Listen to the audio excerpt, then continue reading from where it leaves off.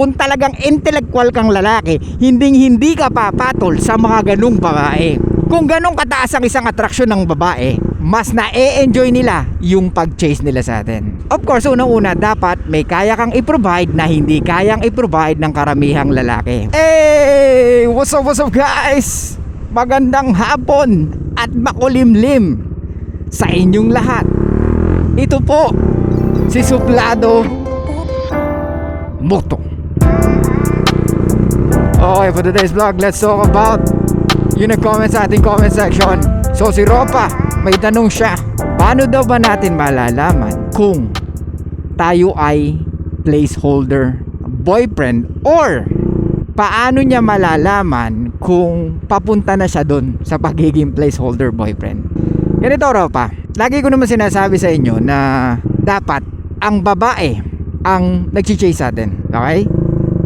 Merong enjoyment sa pag-chase sa atin. Mas nai-enjoy nila yon. Maniwala kayo sa hindi, mas na-e-enjoy nila yung pag-chase nila sa atin. Nandyan yung isi-search ka nila sa social media kung anong klaseng lalaki ka, kung may common friend ba kayo, or kung may girlfriend ka, or meron kang ibang dinidiskartehan. Kaya nga they really enjoy the chase, lalo na pag sobrang taas ng kanilang pagtingin sa atin. So Ropa, kung gusto mong malaman na isa kang placeholder boyfriend, hindi natin masasabi agad-agad. Pero bibigyan kita ng mga pwedeng reason kung bakit ka magiging isang placeholder boyfriend. Una, nandyan yung ikaw yung makulit. Ikaw yung message ng message. Ikaw yung papansin sa kanya. Yung hindi mo siya binibigyan ng chance. Maisip ka niya, or maisip man lang niya kung anong ginagawa mo na. Ikaw yung laging available. Ikaw yung laging andyan for her, na hindi niya na na-appreciate. Wow. Na hindi na niya na-appreciate yung binibigay mong value sa buhay niya. At nandyan yung nagbibigay ka ng gifts, flowers. I'm not saying na lahat yun ay masama, pero yung mga binibigay mong ganun is pwedeng hindi niya ma-appreciate at makita niya na hindi ikaw yung the best na lalaki na hinahanap niya. Tandaan nyo, women always looking for the best guy, di ba? Ilang beses natin sinabi yan. Ngayon, kung hindi ka aarte na the best, pwedeng yes, you are nice, yes, matangkad ka, yes, gwapo ka, yes, mayaman ka. Pero kung hindi ka totoong dominante at hindi niya maramdaman yung superiority mo o yung pagiging dominante mo pagdating sa relasyon, pwedeng siya ang magdala ng relasyon at papayag siyang nasa in a relationship siya, pero pwedeng isipin niya na anyway, he's nice naman, he's good looking, he's rich, matangkad, so siguro pwede na. Pero I cannot say na siya talaga. Yan ang mga babae. Kumbaga, buti na lang kahit papaano nako-compensate ng iba mong traits or iba mong pag-uugali, kaya kanila nagugustuhan. Ay gago. Kumbaga, buti na lang meron kang mga ibang criteria na hinahanap ng mga EA, kaya nako-compensate na okay, sige, I will try makikipagrelasyon ako dito sa lalaki na to. Pero I'm not so sure kung talaga magugustuhan ko siya. Yes, gusto ko siya in some way, pero it's not totally gustong-gusto. Ganito mga Ropa, may kakilala tayong EA. So ganito, meron siyang gustong isang lalaki, pero yung lalaki na yun, gusto siya, kaso hindi siya gustong karelasyon. Okay, maliwanag ba? Meron siyang gustong isang lalaki na talagang willing siya to open her legs for that guy. However, that guy don't want to be in a relationship with her. Pero she is willing to be side chick or another girl just to be with him. Yung parang naniniwala siya na someday makikita mo rin yung worth ko. Pero end up, hindi rin naman naging sila. Hindi ka magiging placeholder, or you will never be in a placeholder situation. Pero pag ikaw yung lalaki na please ng EA, bigay ng oras kahit di niya pa na-earn, or kung ikaw yung tinatawag natin simp, Mr. Nice Guy, Mr. White Knight, expect mo pwedeng mapunta ka sa placeholder boyfriend. Kaya nga mga Ropa, before you give something, make sure you have something within you na kaya mo talagang ibigay. Okay? Especially yung leadership and dominance na hinahanap nila sa atin. Kung wala ka nun, kung hindi mo alam kung paano mag-lead ng babae, huwag ka munang makipagrelasyon. Okay?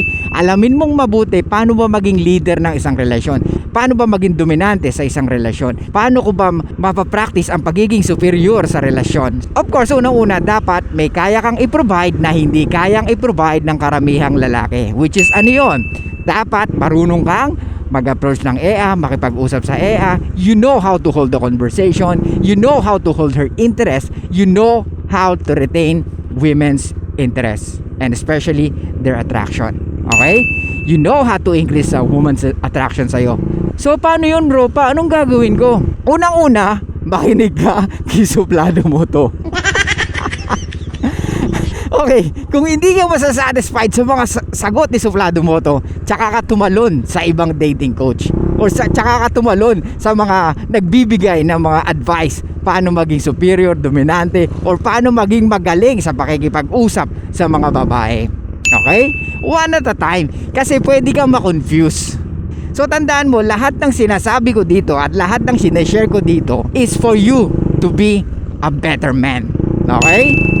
Yung pagiging maraming babae, it's a byproduct of your success. Gets? Hindi kita tinuturuan maging mas magaling na babaero, ha? Okay, let's be clear here, ha? Mga ropa, hindi ko kayo tinuturuan na maging babaero or maging babaero. Okay? Tinuturuan ko kayo, or yung karamihan sinasabi ko dito is para at least hindi kayo matitake advantage ng mga EA or hindi kayo basta-basta ipagpapalit ng EA na gusto nyo. Okay?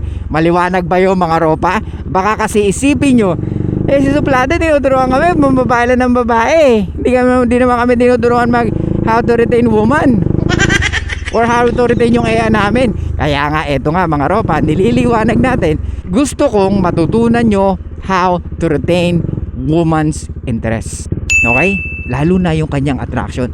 Paano siya mauhulog lalo sa'yo? Paano siya lalo may in love sa'yo? Okay? Yun ang ating purpose dito sa ginagawa natin.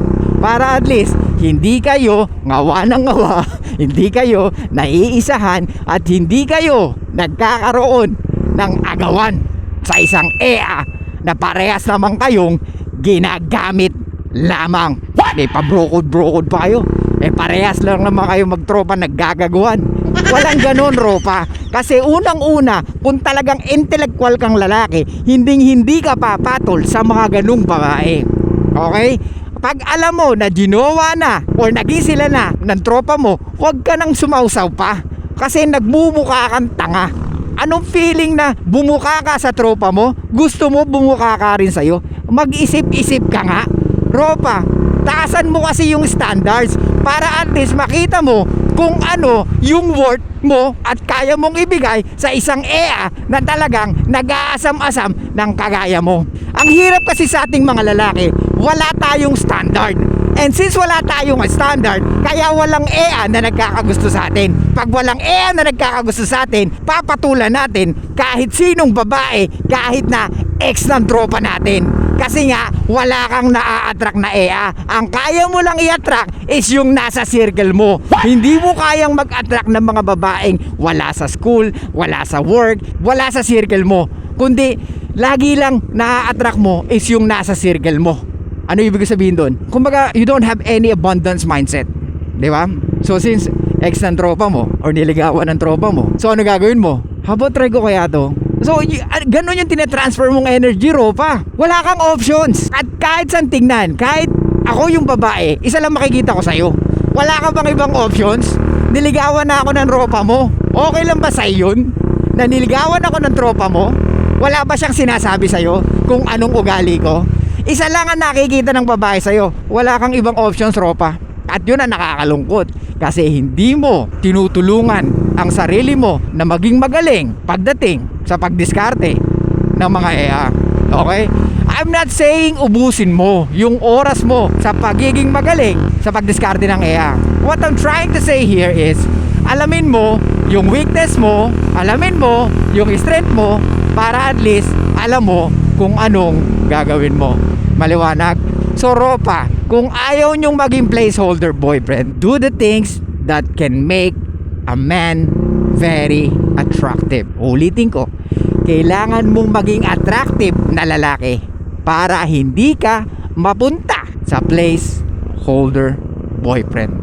Gets? Kasi pag alam niyang the best ka, mas siya ang hahabol at hahabol sa'yo.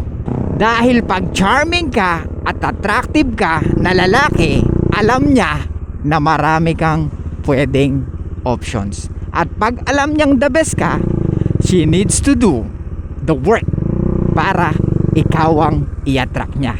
Maliwanag? Siya ang gagawa ng paraan para magkasama kayo. Siya ang gagawa ng paraan para mas gumanda pa siya.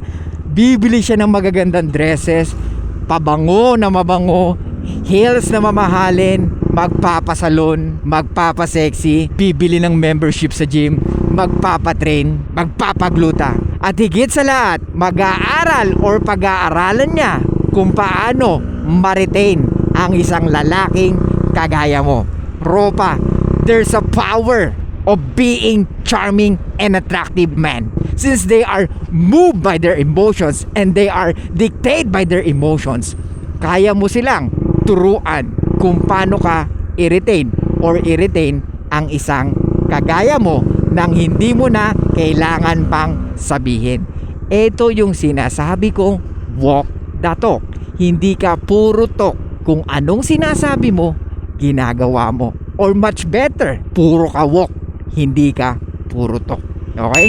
So yun lang guys. Thank you so much. I'll see you guys next time. And bye-bye.